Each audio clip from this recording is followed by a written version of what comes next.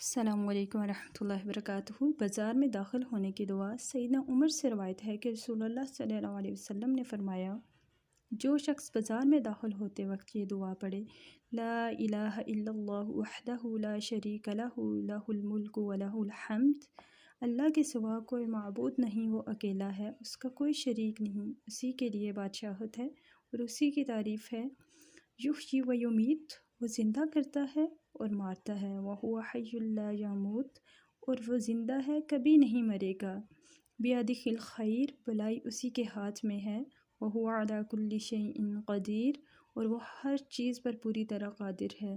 تو اللہ تعالیٰ اس کے لیے 10 لاکھ نیکیاں لکھتا ہے اور 10 لاکھ گناہ معاف فرماتا ہے اور اس کے 10 لاکھ درجات بلند فرماتا ہے۔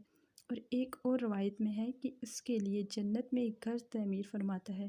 سبحان اللہ، ایک چھوٹا سا عمل اور کتنا زیادہ اجر ہے، اور قیامت کے دن ہم ایک ایک نیکی کو ترسیں گے۔ اللہ تعالیٰ نے ہمیں وقت دیا ہے، اس کا بہترین استعمال کریں۔